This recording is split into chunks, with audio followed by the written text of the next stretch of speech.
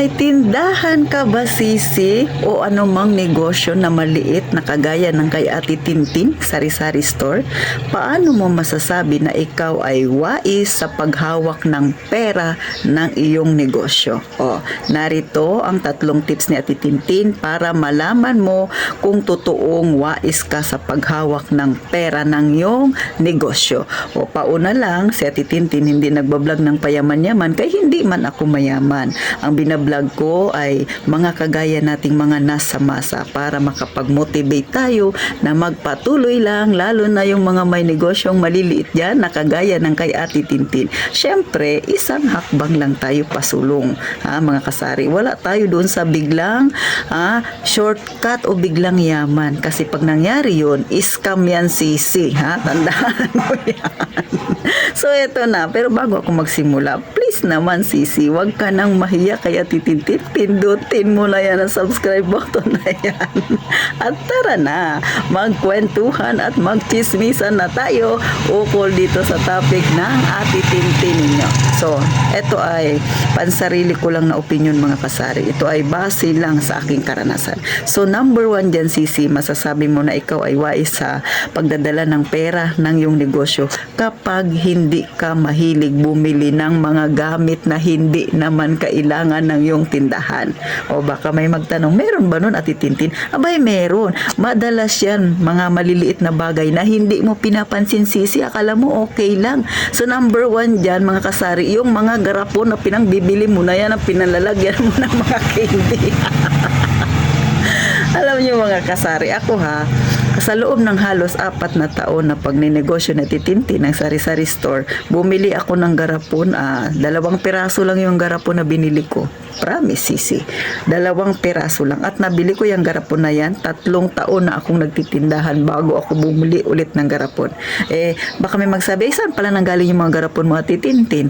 Syempre, sa mga candy na pinangbibili ko, katulad nung fresh, o diba, may sarili yan siyang garapon.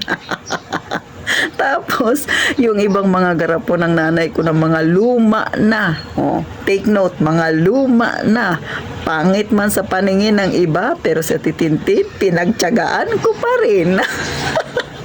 Bakit ganun, Sisi? Kasi nga, si Ate Tintin ay nag-umpisa ako na maliit lang talaga yung puhunan ko, nasa 20,000 lang talaga. So, lahat ng pinambili ko sa puhunan na yun ay panay paninda. Hindi ako bumili ng mga garapon-garapon na yan na hindi ko na, mapapakinabangan mo siya, pero hindi ko pa siya ganun kakailangan kasi meron pa naman akong pwedeng pagtiyagaan. Kasi yung garapon na yun, pag bibili ako, hindi naman ako kikita dyan. Yan yung mindset ni Ate Tintin. O, ikaw ba? Isa ka rin ba sa ganyan, Sisi? Nagkukuripot ka.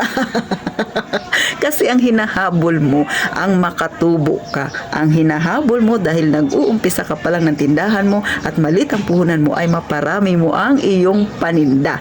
Hindi ang mga garapon na yan. Siyempre, pwede kang bumili ng mga yan, mga estante na yan.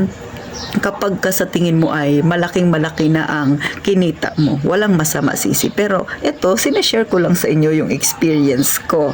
Kasi alam ko, makakarelate dyan yung iba na kagaya ko rin na nag-umpisa na hanggang ngayon, ganun pa rin sa pera. Kagaya nga ng sabi ko, mga Sisi, si Ate Tintin, sa loob ng 4 na taon ng pagtitindahan, 2 garapon pa lang ang nabibili kong mga Sisi na bago. At yung mga luma na mga garapon na noon ay nagamit ko na, yung iba ay naitapon ko na. Bumili ako ng mga candy na may mga garapon na siyang kasama. Totoo yan, Sisi, totoo yan. So, katulad ng ng mga stick di ba? Meron na yan sariling garapon. Mga yung cream stick, meron yan. Katulad nito, mga kasari. So, ito, garapon ng cream bigay lang ito sa akin. Ito, garapon ito ng mga choco coins. Bida, may nabibili niyan. Yan, garapon yan. Ito, garapon ito ng cream stick. Ganyan. So, marami akong naubos na cream stick dahil mabenta pa yun sa mga bata.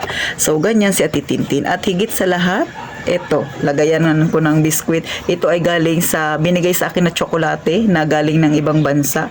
Oh, kita nyo yan mga kasari. So, pinaglagyan ko siya ng Skyflakes. So, kung makikita ninyo, si Ate Tintin, mahilig akong mag-ipon ng mga garapon. Mga bigay lang yan at mga galing sa mga panindang pinambibili ko na may kasama na siyang garapon. Pero syempre, hindi ko naman sinasabing gayahin ninyo si Ate Tintin. Ang sinasabi ko lang, nasa sa inyo pa rin yan. At syempre, kung paano kayo humawak ng pera. Kasi nga si Ate Tintin noon, ang aking tindahan ay talagang napakaliit lang ng punan. Pero kita nyo naman ngayon, yan ang naging bunga ng pagtitipid ni Ate Tintin, ng pagiging wais. Mas dumami yung aking mga paninda. O hindi lang yan sa likod. Meron sa kaliwa, meron din sa kanan. At meron pa doon sa taas. O sa mga datihan ka ng subscriber dyan, alam na nila ang itsura ng tindahan ni Ate Tintin. Sa harap, pangit. Sa harap ka magtingin. Pero pag sa loob, punong-puno ng paninda. So, yan ang pinapaliwanag ni Ate Tintin na mga unnecessary gastos, mga hindi naman kailangan. Pero syempre, darating yung panahon na magiging kailangan mo rin ang mga yan. Pero syempre, utakan lang yan, ha? Sa totoo lang mga kasari, marami ditong naglilibot-libot, nag-aalok sa akin yung glass o mga estante na yan, lagayan daw magandang ilagay. Sabi ko, ay hindi, okay na yan sa akin. Kasi hindi pa ako satisfied sa laman ng aking paninda.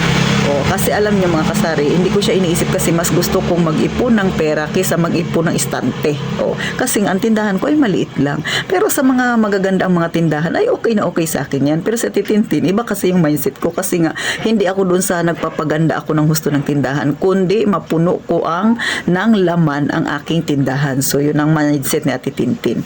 So, pangalawa, na masasabi mong wais ka sa yung tindahan or negosyo sa paghawak ng pera, syempre, nag-iisip ka muna ng ilang beses bago ka gumawa ng hakbang. O, di ba? So, marami yan. Katulad nga si Ate Tintin, di ba?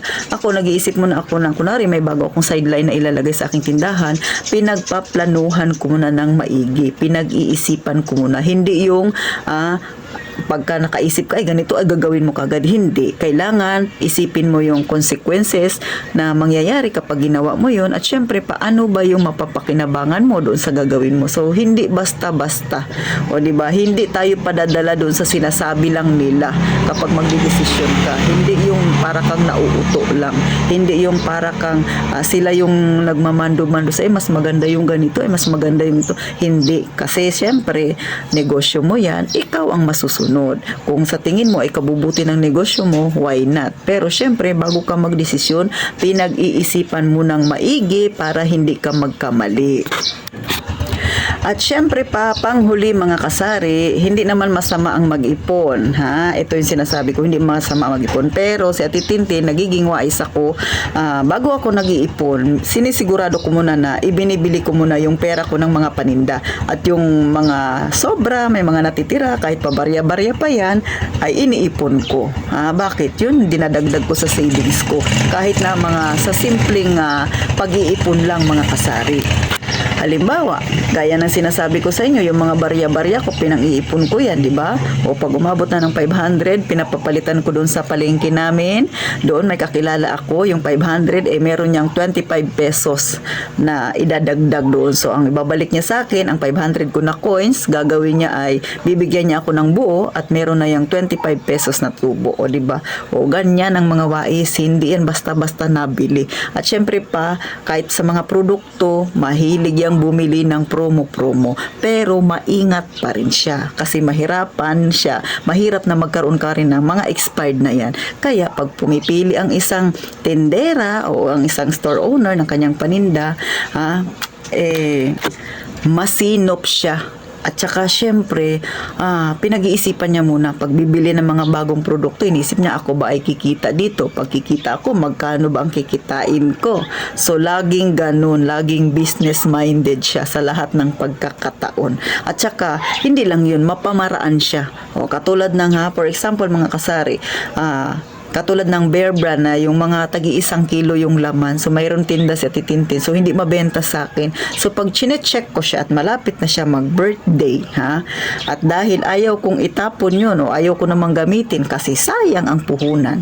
O, anong ginagawa ni Ate Tintin? Ginagawa kong candy. O, di ba? May yung Bear Brand na ilalagyan mo lang yan ng condensed, bibilog-bilugin mo lang yan siya.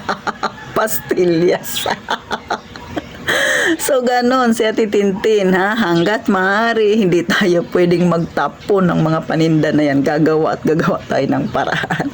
So, marami siyang pinaplano. Hindi pa nangyayari. Iniisip niya na kaagad yung gagawin niya sa kanyang tindahan. Kasi nga, pera pa yan, sisi. Ganon yun. Alam niyo mga kasari, ito ay simpleng kwentuhan lang.